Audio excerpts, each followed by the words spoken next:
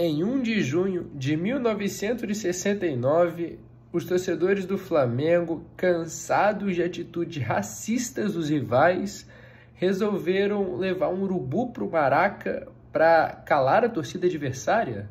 Será que isso é verdade? É bom lembrar que antes de vir o urubu, um time já tinha uma ave preta como mascote, o Vasco. Inclusive aqui uma manchete da época, um corvo que chegou a rei, dominou o esporte da cidade e chegou a ídolo do Vasco da Gama. Também é importante lembrar que o urubu na época era conhecido como símbolo de azar, por isso que nós temos o termo urucubaca, que era o termo de azar na época. Inclusive tivemos o personagem Urubulino do Chico Anísio, que era justamente referente a isso. Bom, com o corvo do Vasco embalando o expresso da vitória rumo ao título invicto do Carioca, e com o Flamengo não com tanta sorte assim, o principal locutor da época e flamenguista doente, Ari Barroso, utilizou o urubu para explicar o contraste entre a sorte do Vasco e o azar do Flamengo.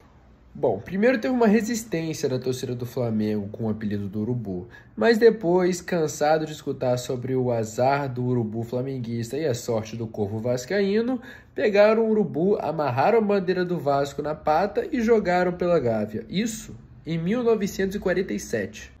A imprensa sempre lembrava como termo de azar o urubu do Flamengo. Os próprios flamenguistas, inclusive, utilizavam sempre, era uma zoeira utilizados por eles, criadas, inclusive, por um flamenguista. Tivemos manchetes como o urubu pousou na sorte do Flamengo.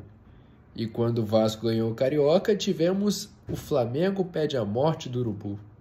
E quando Ari Barroso, pelo microfone, anuncia a morte do urubu, logo depois tem que anunciar a volta dele, porque o ponta promissor Peixinho havia se lesionado e haviam perdido ele. O flamenguista na época tinha real medo do urubu. Era um trauma da torcida, uma zoeira dos rivais. Inclusive essa manchete descreve muito bem isso.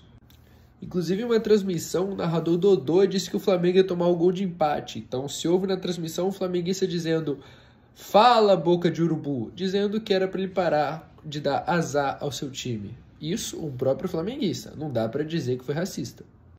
Então a brincadeira do urubu não era e nunca foi utilizada com os fins racistas pelos rivais. Muito pelo contrário, foi inventado pela própria torcida do Flamengo.